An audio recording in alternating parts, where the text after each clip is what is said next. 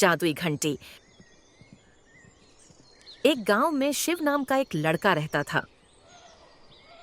वह अपनी माँ और छोटी बहन के साथ रहता था। वह पहाड़ के पास जंगल में मवेशी चराया करता था। वहां एक बहुत बड़ा पेड़ था। शिव पेड़ के नीचे बैठकर गीत गाते था। वहां उसकी पक्षियों से दोस्ती हो गई। वह मवेशियों पर नजर रखता था। वह शाम को गांव वापस आ जाता था और मवेशियों को उनके मालिकों को सौंप देता था। गर्मी में दिन भर मवेशियों को चराने के लिए उसे कुछ पैसे मिल जाते थे। शिव ने कमाए हुए पैसों से घर का खर्च चलता था। उस पैसे से शिव अपनी माँ और बहन का ख्याल रखता था। अपने कमाए हुए पैसों से घर का जरूरी सामान खरीदता था। उसकी छोटी बहन कभी कभी अच्छे भोजन के लिए तरसती रहती थी। वह साधारण मुख्य भोजन से ऊब चुकी थी। शिव समझ गया कि वह क्या चाहती है, लेकिन वह असहाय था। उन्हें अपनी बहन की पढ़ाई के लिए पैसे बचाने थे। अगली सुबह शिव मवेशियों को चराने के लिए जंगल में चले गए।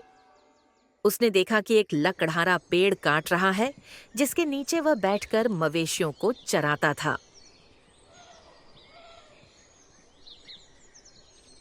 वह चिंतित भी था और दुखी भी, लेकिन उसे एक तरकीब सूझी। मेरी बात सुनो लकड़हारे, तुम यह पेड़ क्यों काट रहे हो? मुझे लगता है कि आपको पता नहीं है कि इस पेड़ पर जो चुड़ैल रहती है, इस पेड़ को काटने वाले को अपने वश में कर लेगी। वह उसे परेशान करेगी। लकड़हारा डर गया और वह भाग गया।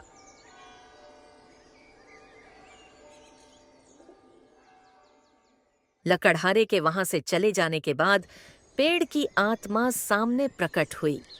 इसने खुशी से घोषणा की, आपने मेरी जान बचाई। मैं तुम्हें पुरस्कार स्वरूप यह घंटी उपहार स्वरूप देता हूं, इसलिए मैं बहुत खुश हूं। मैं इस घंटी का क्या करूंगा?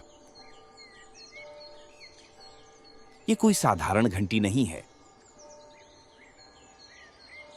इससे आप अपनी इच्छानुसार कोई भी भोजन प्राप्त कर सकते हैं।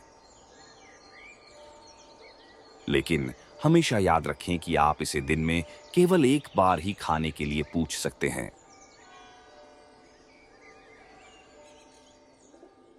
धन्यवाद मेरे दोस्त। शिव बहुत खुश थे क्योंकि अब कोई भी भूखा नहीं सोएगा। उसकी छोटी बहन को उसकी पसंद का खाना मिलेगा।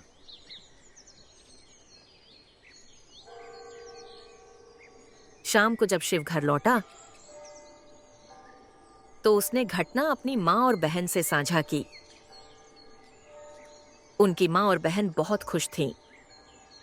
उन्होंने जादुई घंटी से अपनी इच्छा पूरी करने का अनुरोध किया।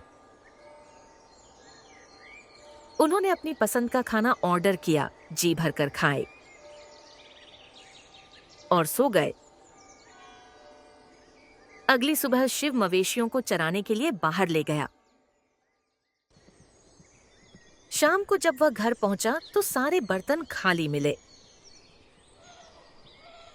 उसके लिए सूखी रोटी और अचार था, वह खाना जो वह रोज खाता था। शिव निराश और क्रोधित थे। उसने कुछ भी नहीं खाया और बिस्तर पर चला गया।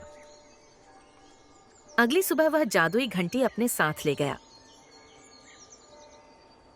जब उसकी माँ और उसकी छोटी बहन भूखी थीं, उन्होंने जादुई घंटी की तलाश की। उन्होंने पूरा घर छान मारा, लेकिन जादुई घंटी नहीं मिली। वे दुखी थे। उन्हें लगा कि उन्होंने घंटी खो दी है। उन्हें लगा कि न तो उन्हें घंटी मिलेगी और न ही खाना। वे भूखे पेट सो गए। शाम को जब शिव घर लौटा, उसने अपनी जेब से जादुई घंटी निकाली। उन्होंने अपनी पसंद का खाना ऑर्डर किया। यह देखकर उनकी माँ और छोटी बहन बहुत दुखी हुईं। उसकी छोटी बहन रोने लगी और बोली,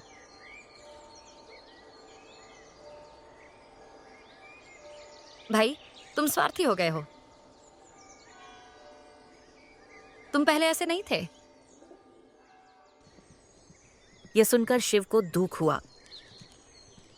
उसे भी अपनी गलती का एहसास हुआ, लेकिन उन्होंने जो महसूस किया उसे भी साझा किया। तुमने घंटी से खाना देने के लिए कहा, लेकिन तुम मेरे लिए खाना रखना भूल गए। मैं थक गया था और भूखा ही सो गया। मेरे पास कोई अन्य विकल्प नहीं था। मैं दुखी और क्रोधित था।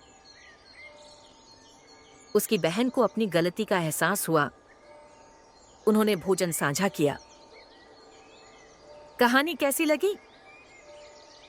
यह हमें एक सीख देता है। इस नैतिकता को हमेशा याद रखें।